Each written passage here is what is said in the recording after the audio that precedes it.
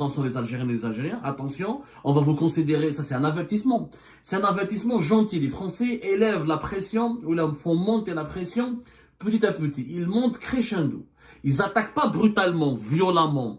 Et ils ne font pas dans l'injure et dans l'insulte et dans l'invective comme le fait le régime algérien, mais ils montent doucement. C'est comme s'ils étaient en train de grimper sur des échelles et lorsqu'ils vont arriver à la hauteur qu'ils vont atteindre, ils vont lâcher d'autres choses.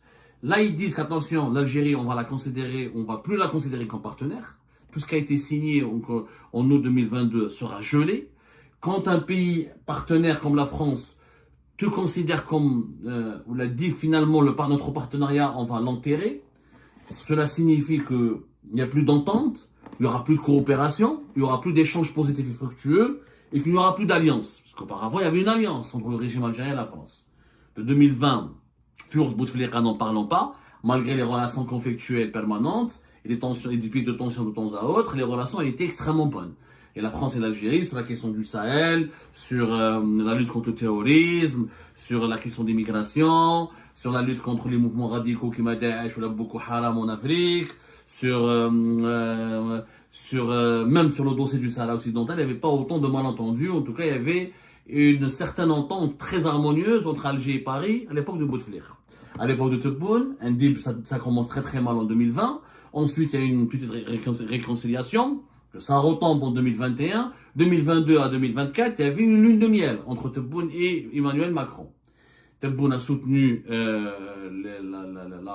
la campagne. Emmanuel Macron, pour son deuxième mandat, il a été soutenu par l'Algérie. Emmanuel Macron a soutenu Abdelmadjid Tebboune pour son deuxième mandat. Sauf que le Maroc a tout gâché. Il est venu comme un cheveu sur la soupe, il a tout gâché. Et le rapprochement de Paris avec Rabat a totalement provoqué la colère noire d'Alger. Et depuis, la crise ne cesse de s'amplifier.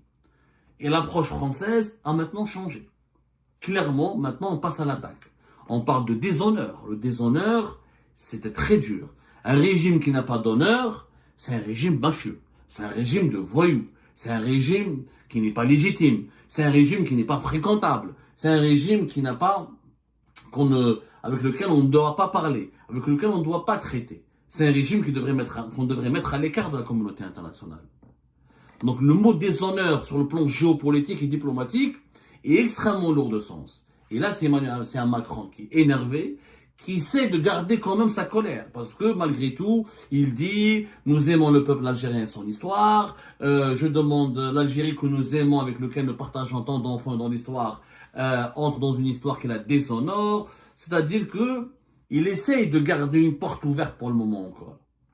La position française, elle risque de se radicaliser encore davantage au fur et à mesure que le régime algérien poursuit sa politique anti-française, poursuit sa prise en otage de Boualem Sassal et poursuit ses attaques très hostiles contre la France.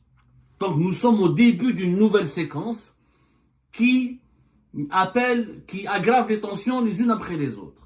Et tant que le régime algérien n'accepte pas de dialoguer sur une base rationnelle, maintenant il faut savoir qu'est-ce que veut Tebboune de la France. Est-ce qu'il veut que la France s'éloigne du Maroc? Est-ce qu'il veut que la France s'engage à ne pas donner des armes au Maroc? Et il veut quoi réellement?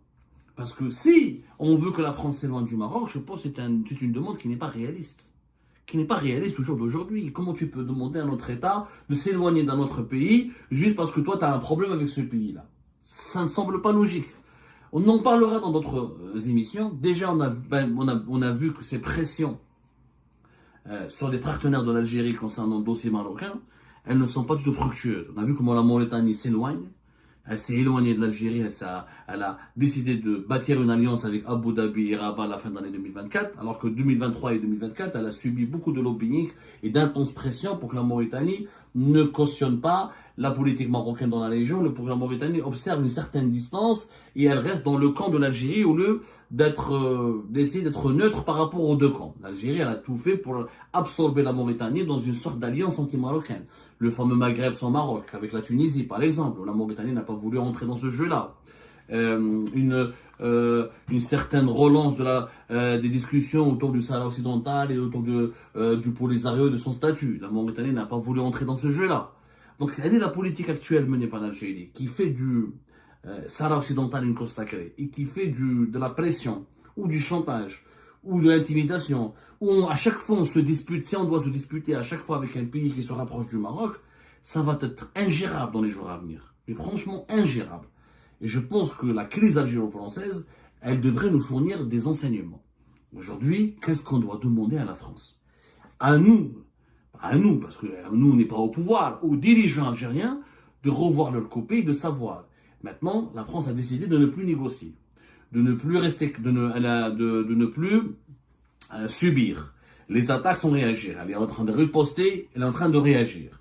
Et elle va réagir plus. La France a d'autres leviers. Il y a le levier des visas. Rien n'est exclu qu'en 2025, la France va supprimer, va bloquer, geler plus de 60% de la délivrance des visas Schengen, ce qui va faire très très mal à la fois à la population algérienne et aux dirigeants algériens, qui ont des membres de famille importants, qui ont beaucoup de leur famille, de leur entourage, des membres de leur entourage et des parents à eux qui vivent en France et qui étudient en France, ou qui sont établis en France. Il y a l'arme des visas, il y a l'arme économique, il y a l'arme de l'OTAN, il y a l'arme du Parlement européen, de la solidarité européenne. Donc la France, elle a plusieurs leviers de pression sur le régime algérien. Est-ce que ça vaut la peine de continuer de se battre, de se disputer avec la France à cause du Maroc? Non. S'il y a maintenant d'autres réclamations, d'autres revendications, d'autres feuilles de route qui sont légitimes et acceptables et sur lesquelles les dirigeants algériens peuvent obtenir des compromis, bien sûr. Là, oui, là, ce serait intéressant d'en parler. Mais pour le moment, moi en tout cas, je suis dans le brouillard. Je n'arrive, mis à part le dossier marocain, et je ne vois aucune autre feuille de route clairement déterminée par le régime algérien dans cette crise avec la France. Et là, on est tous tous les observateurs de cette crise sont dans le brouillard. Ils se demandent tous, mais pourquoi le régime algérien est devenu aussi violent, aussi radical à l'égard d'un partenaire qu'il a soutenu? Emmanuel Macron a soutenu le deuxième mandat de Tebboune. Emmanuel Macron est venu à Alger. C'est le seul dirigeant d'une grande puissance mondiale qui est venu à Alger. Qu'on le veuille ou non, il a cautionné l'Algérie. Il n'a pas parlé des détenus d'opinion. Il a fait taire des critiques sur les libertés, sur les politiques liberticides du régime algérien. Le régime algérien a financé la campagne du deuxième mandat de Tebboune sur le sol français, à travers la grande mosquée de Paris. Le régime algérien avait beaucoup de privilèges et d'avantages avec Emmanuel Macron. Pourquoi créer une crise et une querelle?